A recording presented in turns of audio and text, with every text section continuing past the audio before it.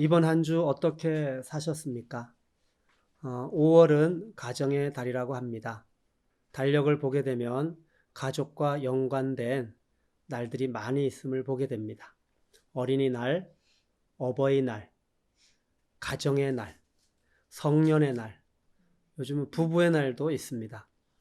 또 교회에서는 5월은 어린이 주일, 또 어버이 주일, 스승의 주일, 또 새가족 초청 주일 이렇게 또 보내고 있습니다. 이처럼 가정을 우리가 중시하는 것은 하나님께서 세우신 최초의 제도이고 모든 제도의 이 근간을 이루는 것이 가정이기 때문입니다. 이번 주에 한 가지 뉴스를 보게 되었습니다. 신문의 기사였는데요. 제목입니다. 세상과 사랑 나누던 부부. 정작 이들의 사랑은 끝났다. 제가 한 부분을 읽어드립니다. 전 세계 네 번째 부자인 빌 게이츠와 그의 아내 멀린다가 최고의 파트너에서 돌이킬 수 없을 정도로 망가진 관계가 돼 갈라섰다. 마이크로소프트 창업자인 빌 게이츠는 3일 트위터에 자신과 아내 명의의 입장문을 올리고 많은 생각과 노력 끝에 우리의 결혼 생활을 끝내기로 결정했다고 밝혔다. 이들은 앞으로 여전히 신념을 공유하고 재단에서 함께 일하겠지만 남은 인생을 부부로서 함께 성장할 수 있다고 생각하지 않는다고 했다. 결혼 생활 27년 만에 갈라서기로 결정했다는 것이다. 이 수를 보면서 이런 질문을 한번 해보게 됐습니다. 행복한 가정이란 어떤 가정일까? 물질의 부와 세상의 명예가 행복을 가져다 주지 않는다는 것을 알게 됩니다. 행복한 가정이 되기 위해서 여러 가지 조언들이 많이 이렇게 있습니다. 행복한 가정의 6가지 특징, 서로의 가치관을 공유하고 우리 가족만의 가치관을 만든다. 가족의 과거와 현재, 미래를 함께 공유한다. 매주 한 번씩 가족 모임을 가진다. 가족의 문제를 함께 고민한다. 가족이 밥을 같이 먹는 시간을 가진다. 가족의 행복을 위해 노력한다. 아마 빌 게이츠 부부도 이 6가지 행복한 가정이 되기 위한 조건을 거의 대부분 지키려고 했고 노력했을 것입니다. 그런데 결론은 행복할 수 없었습니다. 한 젊은이가 유대인 랍비를 찾아와서 물었습니다. 선생님, 도대체 가정이란 무엇입니까? 랍비가 이렇게 대답을 합니다. 가정은 메누카입니다.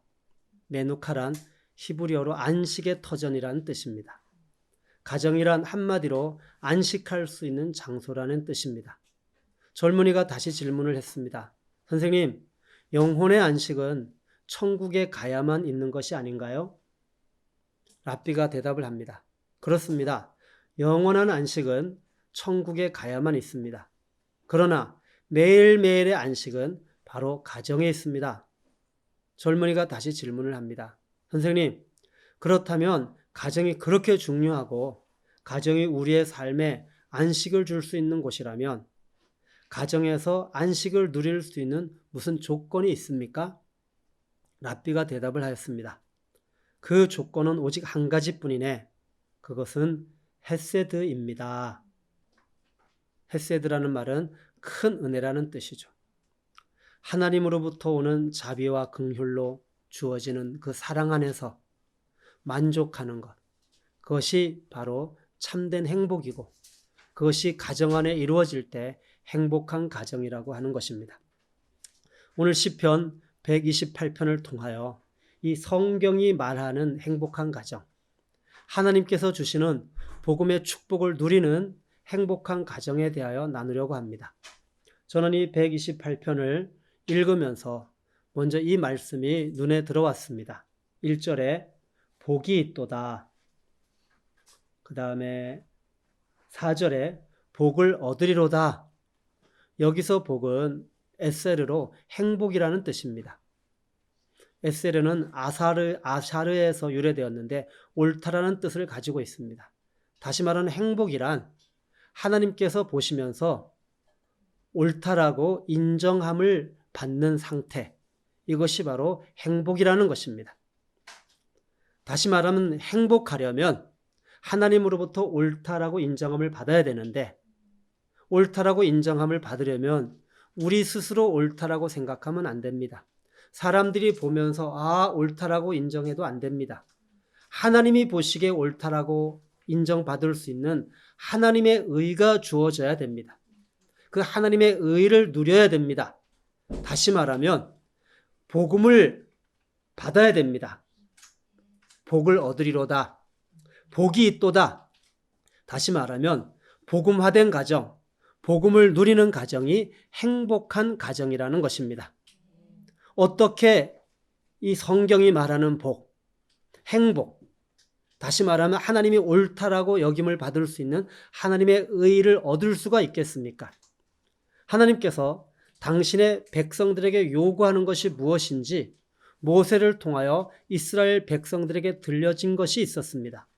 신명기 10장 12절에 보면 이스라엘아, 내 하나님 여호와께서 내게 요구하는 것이 무엇이냐라고 물으면서 하나님을 경외하여 그 모든 도를 행하고 그를 사랑하며 마음을 다하고 성품을 다하여 하나님 여호와를 섬기는 것이라. 하나님께서 당신의 백성들에게 요구하시는 것, 그것이 바로 경외함입니다. 마음을 다하여 하나님을 사랑하는 것입니다. 하나님의 도를 행하는 것입니다. 그래서 오늘 복이 있도다. 행복한 가정, 복된 가정은 바로 여호와를 경외하며 그의 길을 걷는 자마다 복이 있다고 말을 하는 것입니다. 1절에 여호와를 경외하며 그의 길을 걷는 자마다 복이 있도다. 4절에 여호와를 경외하는 자는 이같이 복을 얻으리로다. 시편 기자는 여호와를 경외하는 사람이 하나님으로부터 복, 옳다 인정함을 얻는다고 말합니다.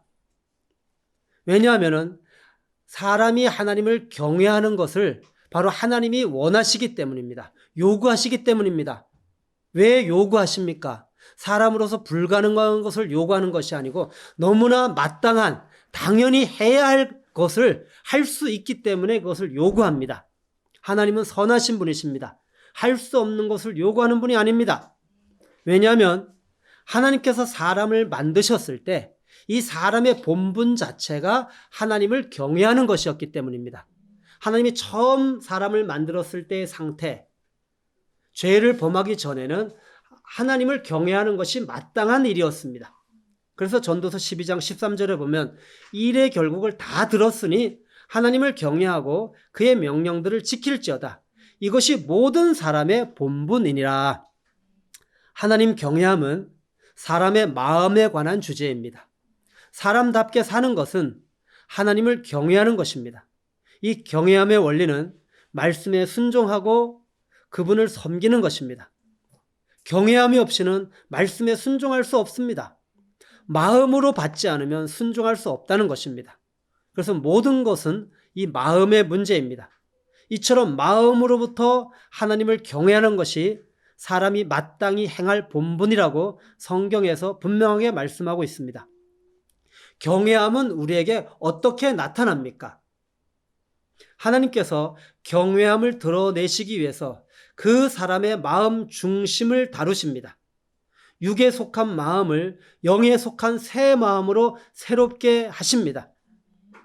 히브리서 5장 7절에 보면 그는 육체에 계실 때 자기를 죽음에서 능히 구원하실 이에게 심한 통곡과 눈물로 간구와 소원을 올렸고 그의 경건하심으로 말미암아 들으심을 얻었느니라. 여기서 경건하심으로 사용된 단어가 개역 개정에는 경외함이라는 단어로 쓰여졌습니다. 그래서 경건하심 또 경외함, 이것은 원어적 의미로는 같은 뜻입니다. 예수님에게 경외함이 어떻게 나타났다고 지금 성경이 기록하고 있습니까? 자기를 죽음에서 능히 구원하실 이에게, 그리고 그가 육체에 계실 때에, 잘 들으세요. 예수님께서 육체에 계실 때에, 그리고 자기를 죽음에서 능히 구원하실 이에게, 그것은 무슨 말씀이냐 하면 예수님께서 육체 가운데 계실 때에 이제 마지막으로 하나님의 뜻을 이루시기 위해서 그분이 가야 할 곳이 바로 십자가의 자리였습니다. 그 자리는 죽음의 자리였습니다. 이제 육체 가운데 계실 때에 이 죽음의 자리로 가야 되는데 그때 예수님의 마음 안에 여러 가지 이제 생각이 들었습니다. 그때 그 생각을 가지고 주님 앞에 심한 통곡과 눈물로 간구하면서 그의 소원을 올렸습니다. 그것이 바로 성경에 기록된 말씀입니다. 누가복음 22장 42절에 보면 이르시되 아버지여 만일 아버지의 뜻이거든 이 잔을 내게서 옮기시옵소서. 그러나 내 원대로 마시옵고 아버지의 원대로 되기를 원하나이다. 십자가를 앞에 두시고 기도하신 내용입니다. 예수님의 마음은 특별히 육체 가운데 계시면서 예수님의 그 마음은 십자가를 지는 것이 두려웠습니다. 죽음이 두려웠던 것입니다. 그래서 예수님 마음 안에 이런 생각이 들었습니다. 십자가를 지는 것이 혹시 하나님의 뜻이 아닐 수도 있지 않을까? 그러면서 그 마음 안에 하나님의 뜻이 아니었으면 좋겠다. 아니었으면 좋겠다라는 생각이 든 거예요. 그런데 그런 생각이 들었지만 너무도 분명합니다. 십자가를 지는 것은 분명한 하나님의 뜻입니다. 그래서 그 마음의 현상이 일어나는 거죠. 이것은 속일 수가 없어요. 육체 가운데 가지고 있는 이 마음은 속일 수가 없어요. 죽음이라는 것이 다가오면 두려운 거예요. 피하고 싶은 거예요. 그런데 그 마음 안에 그 자기가 원하는 마음이 결론이 아니고 하나님이 원하시는 하나님의 마음, 하나님의 뜻, 그것이 하나님의 뜻으로 분명하게 결론을 내리고 그 길을 걸어가기로 결단을 하는 것입니다.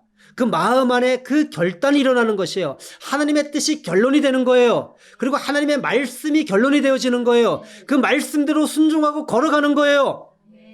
이것이 바로 경외함입니다. 아멘이에요. 그 경외하심으로 말미암아 아멘. 상황이 두려운 곳에서 하나님을 두려움으로 옮겨지는 겁니다. 경외함이 무엇입니까? 두려움이란 뜻을 가지고 있습니다. 그런데 상황을 두려워했습니다. 죽음을 두려워했습니다. 그런데 이 마음이, 그런 마음이 하나님을 두려워하는 마음, 할렐루야. 하나님을 두려워하는 마음은 자기가 원하는 마음에서 하나님이 원하는 마음으로 바뀌는 거예요. 자기의 뜻에서 하나님의 뜻으로 바뀌는 거예요. 이것이 경외함입니다.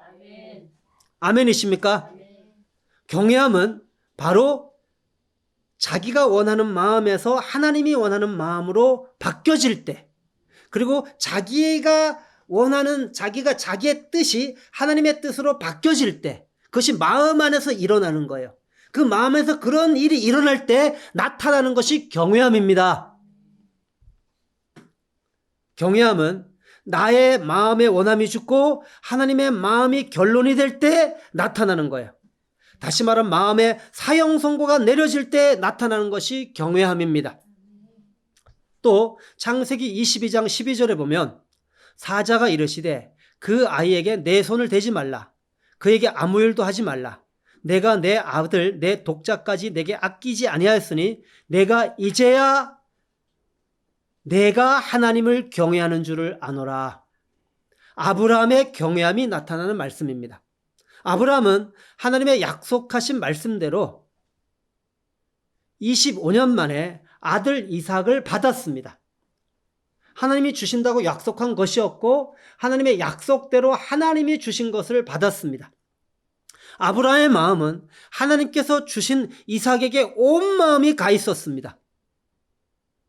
그는 하나님이 주신 것과 하나님이 주지 않으신 것, 이삭과 이스마엘 사이에서 힘들고 마음이 고통스러워도 하나님이 주지 않은 것을 거절했습니다. 그것을 내보냈습니다. 왜냐하면 하나님이 주신 것만으로 만족해야 했기 때문입니다. 그래서 아브라함의 마음은 하나님께서 주신 이삭에게 온 마음이 가 있었습니다. 그런데 그때 하나님께서 이삭을 번제로 드리라고 말씀하셨습니다. 잘 들으세요. 하나님께서 주신 것에 온 마음이 가 있을 때 너가 나를 경외하는 줄 알았노라 라고 하지 않았어요.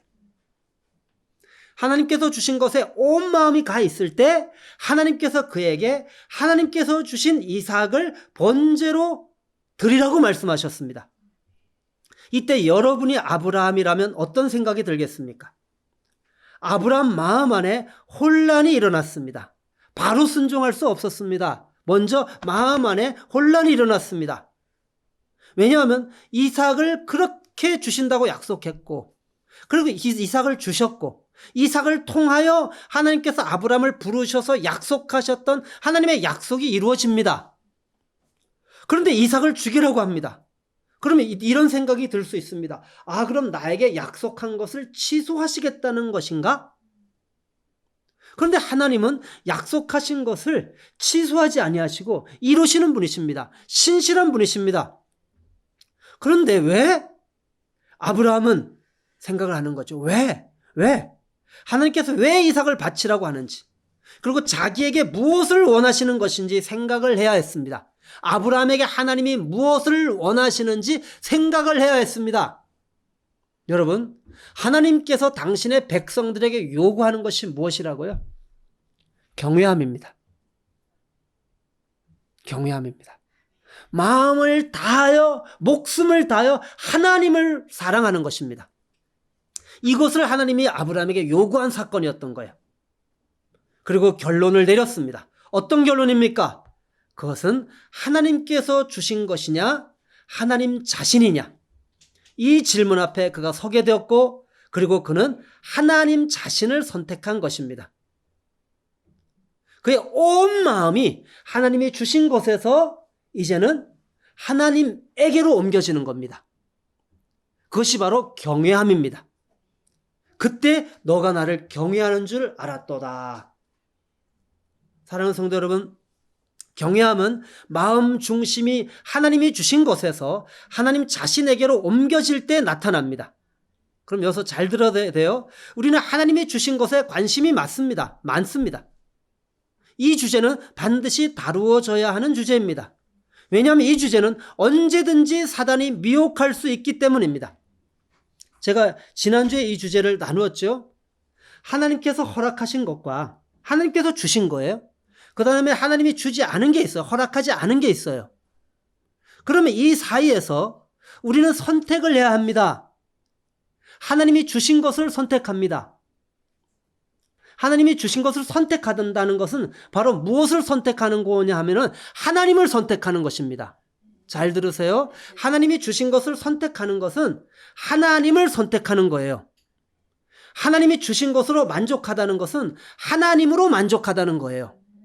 그래서 하나님이 주신 것으로 만족한 사람, 다시 말해 하나님으로 만족한 사람은 하나님이 주신 것에 자족하는 거예요. 하나님이 허락하신 것을 최선으로 받는 거예요.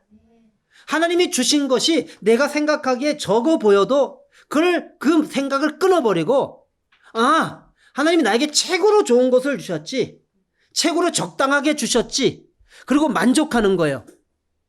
하나님이 주신 것으로 만족하는 사람은 하나님으로 만족하는 거예요. 하나님이 주신 것으로 만족하지 않는 사람은 뭐예요? 하나님으로 만족하지 않는 거예요. 그래서 하나님이 주신 것으로 만족하지 않는 사람은 하나님이 허락하지 않은 것을 자꾸 원하는 거예요. 마음의 문제, 경외함이 아니죠. 그래서 에덴 동산의 그 사건도 경외함의 주제였어요. 하나님이 허락하신 선악을 알게 하는 나무, 하나님이 허락하지 않은 하나님이 허락하신 동산의 각종 나무의 열매, 하나님이 허락하지 않은 선악을 알게 하는 나무, 이 사이에서 하나님으로 만족하는 사람은 하나님이 허락하신 것을 그대로 그것으로 만족하는 거예요. 하나님이 허락하지 않은 것은 굳이 손대지 않아요. 경외함의 주제였어요. 경외함의 주제. 사람의 제일된 본분, 이 경외함. 그래서 있는 바를 족한 줄로 여기죠. 있는 바를. 많이 있어도 좋게요. 적게 있어도 좋게요. 내 마음에 드는 사람이 있어도 좋게요. 내 마음에 들지 않는 사람이어도 좋게요. 사역이 많이 주어져도 좋게요. 사역이 적게 주어져도, 아니 안 주어져도 좋게요. 왜냐하면 하나님이 허락하신 것이기 때문에, 왜냐하면 하나님으로 만족하기 때문에, 왜냐하면 나와 함께 하시는 하나님이면 충분하기 때문에 이것을 아브라함이 발견한 거예요. 하나님이 나에게 주신 것, 이삭, 약속의 자녀 분명해. 근데 그것을 달라고 하면 줘도 돼. 언제든지 내어놓을 수 있어. 왜냐하면 나와 함께 하시는 하나님이면 충분하기 때문에, 하나님의 뜻이라면, 하나님이 약속하셔서 이루실 것이라면 다시 살리시겠지. 하나님을 믿는 거예요. 하나님을 선택하는 거예요. 하나님으로 만족하는 거예요. 아멘이십니까? 어떤 가정이 행복한 가정, 복음을 누리는 가정인지 알게 되어집니다. 여호와를 경외하며, 할렐루야, 여호와를 경외하는 자는 복이 있도다. 어떤 가정이 행복한 가정, 복음을 누리는 가정입니까? 육체와 마음이 원하는 것에 대하여 죽고 하나님이 원하는 것을 결론으로 잡고 살아가는 하나님을 경외하는 가정입니다. 어떤 가정이 행복한 가정입니까?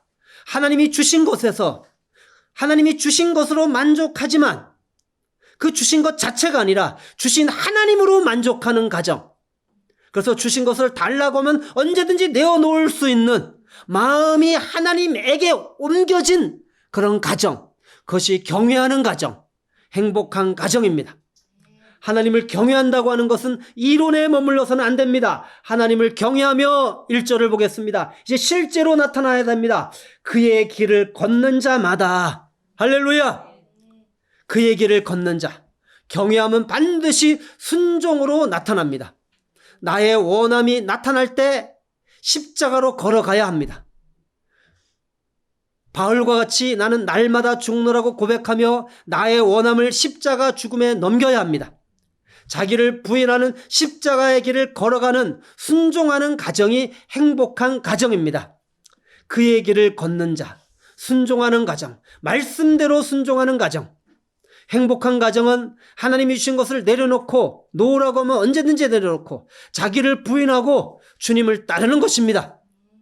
하나님이 사역을 주셨다가도 그 사역을 달라고 하면 언제든지 내려놓고 주님을 선택하고 주님을 따르는 것입니다. 아멘이십니까? 여러분, 나의 원함이 행복을 가져다 주지 않습니다. 하나님이 주신 것을 붙잡고 그것 자체가 나에게 만족을 줄 것이라고 생각하면 결코 행복이 주어지지 않습니다. 원함의 결론이 내려져야 합니다. 그것은 하나님 자신입니다. 하나님을 원하는 자, 다윗과 같이 고백하는 자, 여호와는 나의 목자시니 내게 부족함이 없으리로다.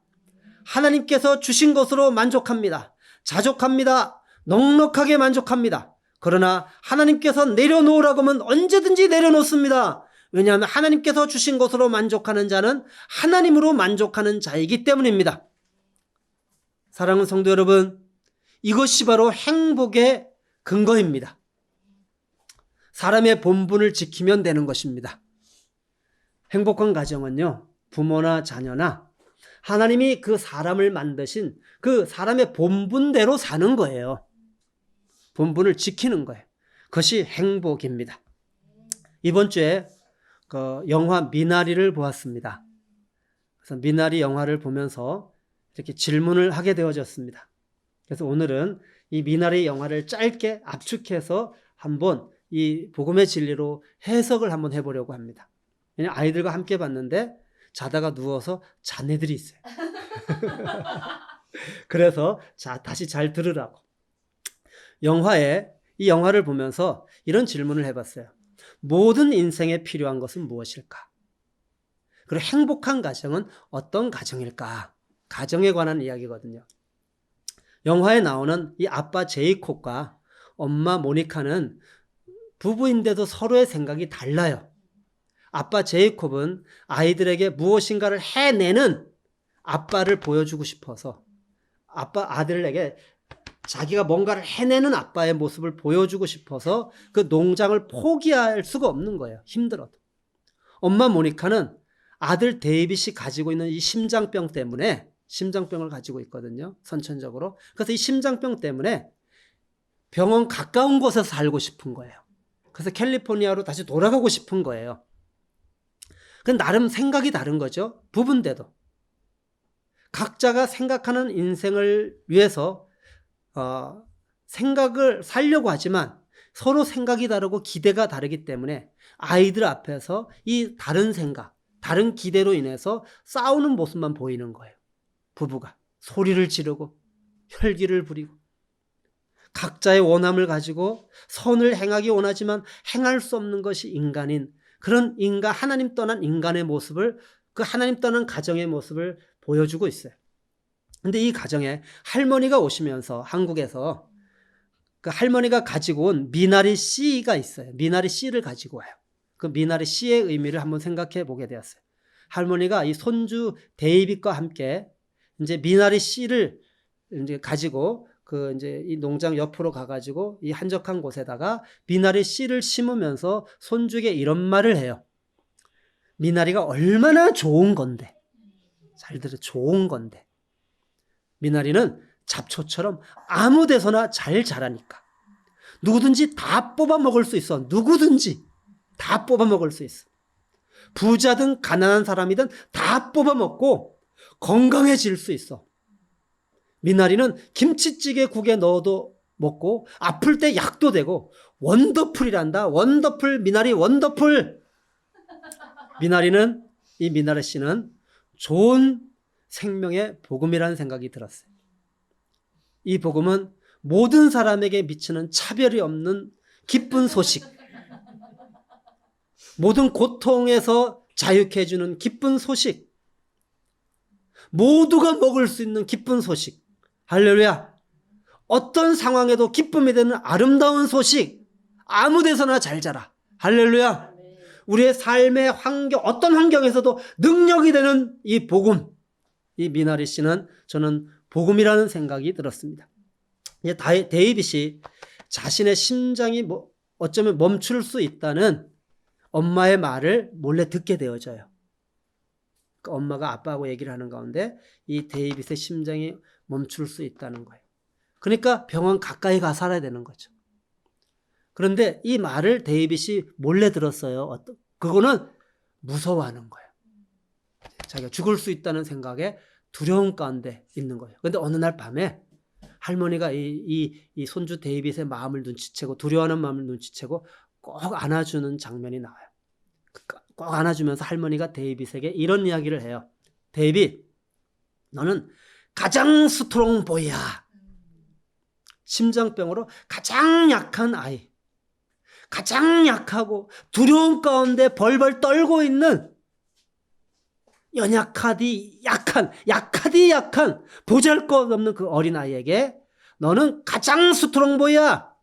이 말을 들으면서 이 사사시대에 스스로 지극히 약하여서 나는 아버지 집에서 가장 작은 자라고 하면서 숨어있는 기도원에게, 두려움 가운데 숨어있는 기도원에게 찾아왔고 너는 큰 용사야 라고 하시는 말씀이 생각이 났어요.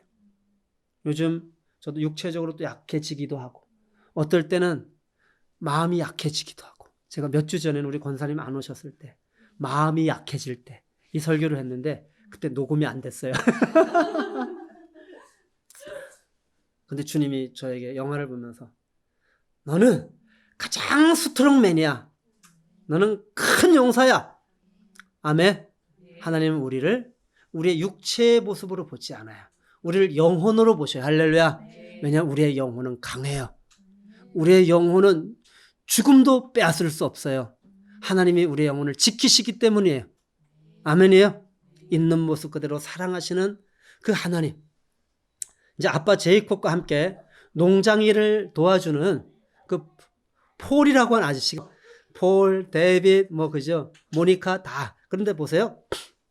폴은 주일만 되면 그가 일을 안 하고 교회도 안 가요. 그리스도인인데. 그리고 폴은 십자가를 메고 거리를 걸어요. 그 힘든 그 비포장의 거리를 십자가를 메고 주일날 걸어요. 이 모습을 이 모니카는 이제 모태신앙이어서 그런지 교회를 가요. 그래서 이 남편도 가자 그래서 가.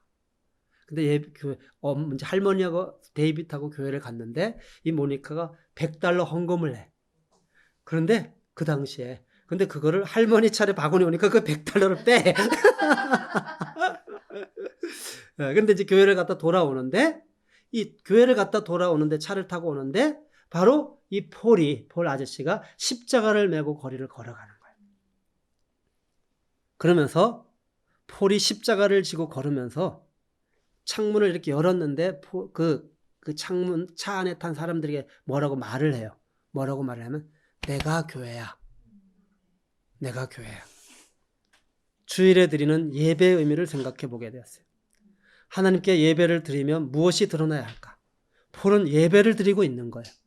사랑의 하나님, 그분이 죄인인 나를 구원하기 위해서 지신 십자가, 그 십자가를 지시면서 지고 걸으면서 그 하나님의 사랑을 드러내고 있어요. 사랑이신 하나님을 드러내고 있죠. 하나님이 드러나야 하나님이 영광을 받으시잖아요. 천상에서 드려지는 예배의 핵심이 계시록 7장에 나타나죠. 구원하심이 보좌에 앉으신 우리 하나님과 어린 양에게 있도다. 예배는 종교의식이 아니라 하나님과 어린 양이 드러나야 되는 거죠. 어쨌든 이제 열심히 살려고 하는 이 두 부부의 가정에 계속 안 좋은 일만 생겨요. 너무 힘든 거예요. 그러다가 이제 영화가 후반부로 가면서 좋은 일이 일어나요. 그것은 심장병을 가지고 있는 데이빗이 이제 병원에 가서 진찰을 하는데 심장 상태가 호전되어서 수술을 하지 않아도 된다는 의사의 진단 결과를 받게 되어져요. 와, 주님이 하신 일이죠. 그리고 아빠 제이콥이 농장을 하면서 그것을 이제 계속 납품을 해야 되는데 이게 안 되는 거예요. 그래서 어떤 업체와 계약까지 했는데 그쪽에서도 캔슬을 해서 계속 쌓여만 가고 있어요, 창고에. 그런데 이 병원에서 나왔는데, 이 데이빗의 그 기쁜 소식을 듣고 병원에서 나왔는데, 뭐예요? 소식이 이제 가서 그 납품을 하려고 이제 다시 이렇게 이제 서로 협의를 하는데, 납품을 하기로 결정했어요. 너무나 좋은 일이 일어난 거예요. 그런데 서로 좋은 일이 일어나는데, 근데 서로의 기대가 여전히 다른 거예요.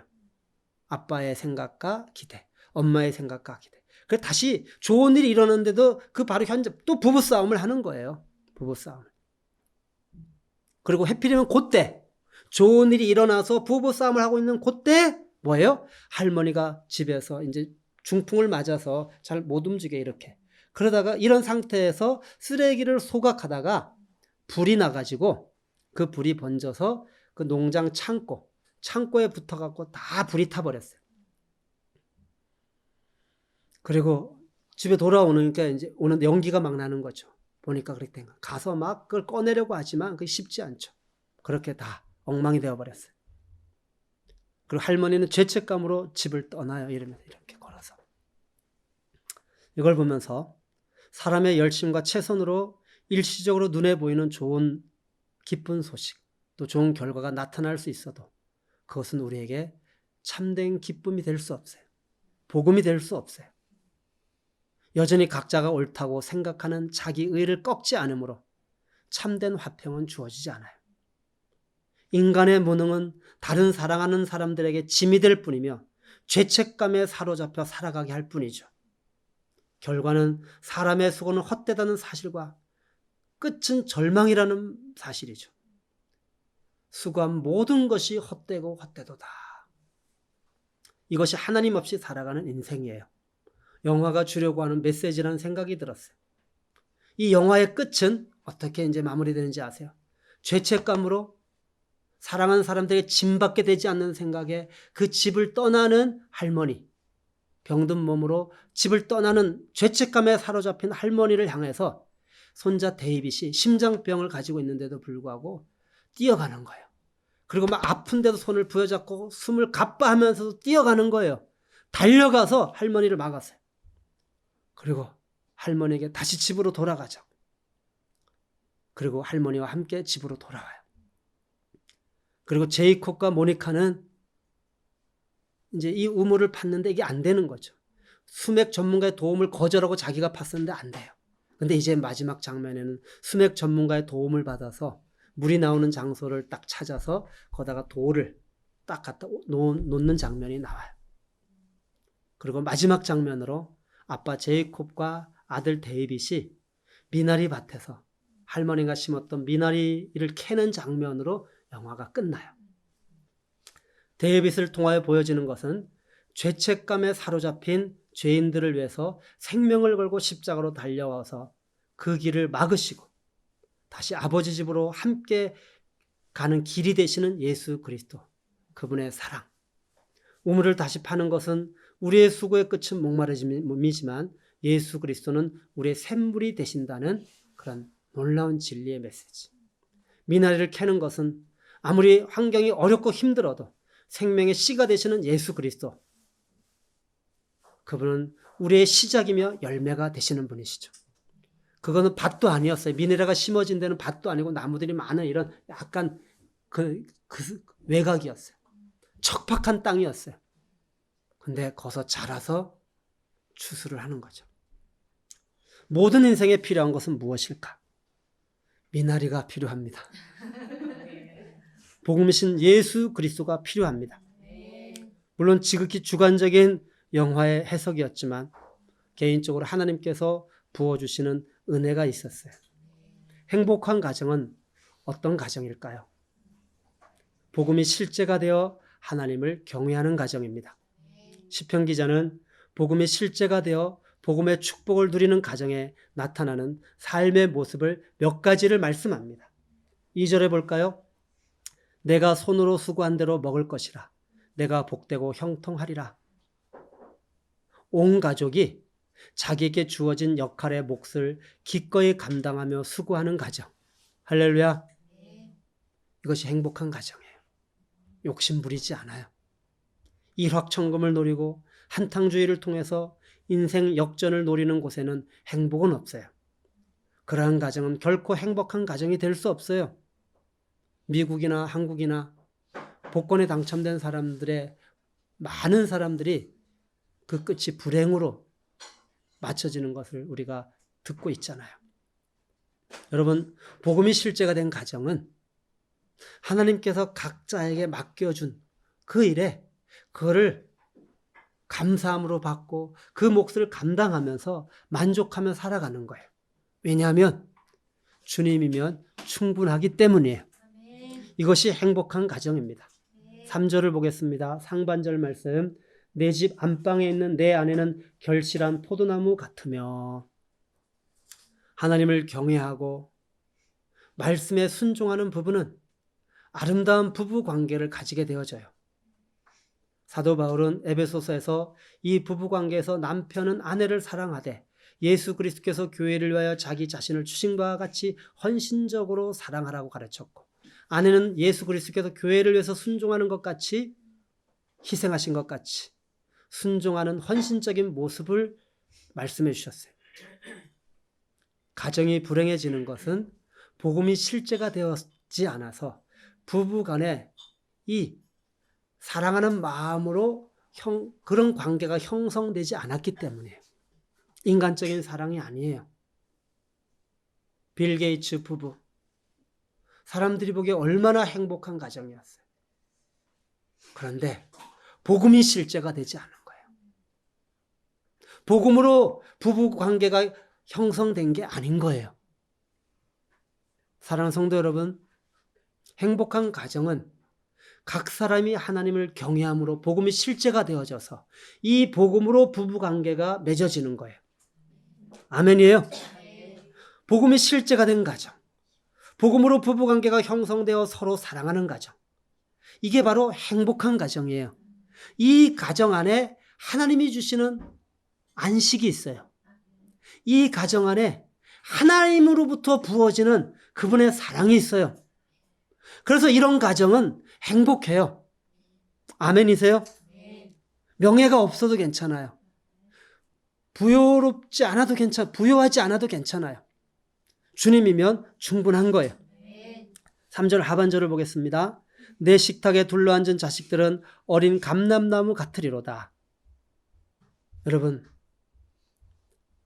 이제 이 부부가 복음으로 관계가 맺어졌잖아요. 그 다음에 자녀를 낳으면 이 자녀의 관계는 처음부터 복음으로 맺어지지 않아요. 혈통으로 맺어져서는 안 돼요. 혈통으로 난 것으로 만족해서는 안 돼요.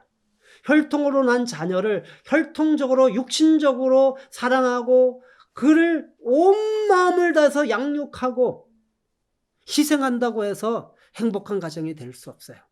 부모와 자녀가 복음으로 관계가 맺어져야 돼요. 아멘이세요? 아멘이십니까? 그때 바로 행복한 가정이 될 수가 있는 거예요. 아주 단순한 거였어요. 어린 감람나무 같으리로다. 식탁에 둘러앉은 자식들이 감람나무 같은 거예요. 감람나무. 넌 하나님의 집에 있는 푸른 감람나무. 다윗이 부른 노래잖아요. 다윗이 부른 노래. 사랑하는 성도 여러분, 이제 말씀을 마치려고 해요. 행복한 가정, 어떤 가정일까요?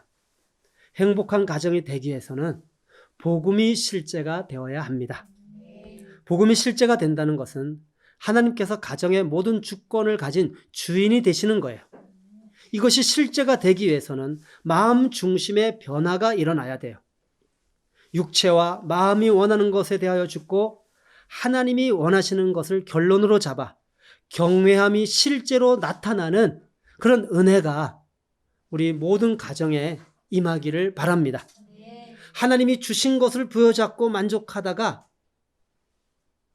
하나님이 허락하지 않은 것에 자꾸 마음이 가서 그쪽으로 넘어가는 그런 비참한 삶이 아니고, 또 하나님이 주신 것 그걸 자꾸 꼭 부여잡고 더 달라고 욕심을 부리는 삶이 아니라 그것을 주신 하나님으로 만족하는, 할렐루야. 그래서 마음이 하나님이 주신 것에서 주신 하나님으로 옮겨져서 경외함이 실제로 나타나는 그런 은혜가 여러분들 가정 안에 임하기를 바랍니다.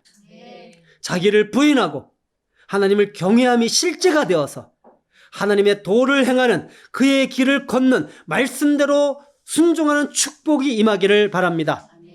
하나님을 경외함, 복음이 실제가 될 때 주님은 복음의 축복을 누리게 하실 것입니다. 온 가족이 자기에게 주어진 역할의 몫을 기꺼이 감당하고 하나님께서 주신 이 아내, 남편, 하나님께서 주신 자녀들을, 그 모든 관계가 이 복음으로 맺어지고 복음으로 형성되어져서 메누카, 하나님이 주시는 우리 영혼의 참된 안식의 복을 누리시기 바랍니다. 할렐루야. 헤세드, 하나님이 주시는 자비와 긍휼의 은혜, 이 사랑의 복을 누리시기 바랍니다. 행복한 가정은 복음이 실제가 된 가정입니다. 행복한 가정은 복음을 누리는 가정입니다. 사랑하는 성도 여러분, 이 가정의 달을 맞아 복음이 실제가 되고 복음을 누려서 메누카, 안식의 축복과 헤세드, 사랑의 이 복음의 축복을 누리는 행복한 가정이 되시기를 바랍니다. 기도하겠습니다. 사랑하는 주님, 행복한 가정을 모든 사람들이 원합니다.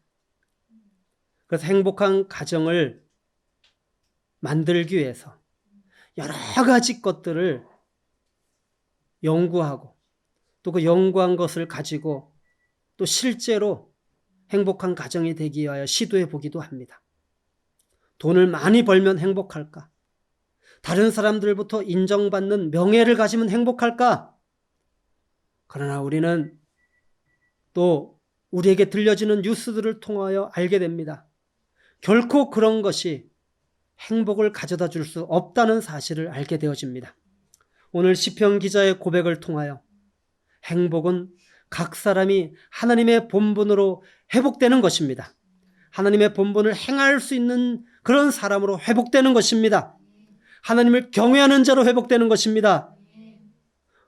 아버지 하나님, 우리의 마음이 십자가의 복음으로 말미암아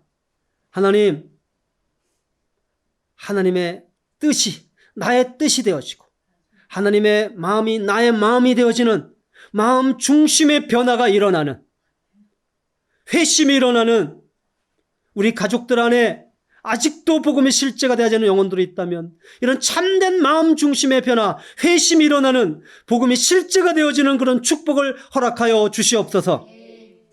오 주님, 하나님이 주신 것으로 만족하다가 하나님께 더 달라고 욕심을 부리는 그런 아버지, 복음으로부터 벗어나 복음을 누리지 못하는 자가 되지 않게 하여 주시고, 하나님이 주신 것에 마음이 가 있다면 우리의 마음을 그것을 주신 하나님에게로 옮겨져서 하나님 주신 것이 많든 적든 상관없이 주신 하나님으로 만족하는 아버지, 그런 경외하는 마음으로 오 주여 복음의 축복을 누리는 삶을 살게 하여 주시옵소서.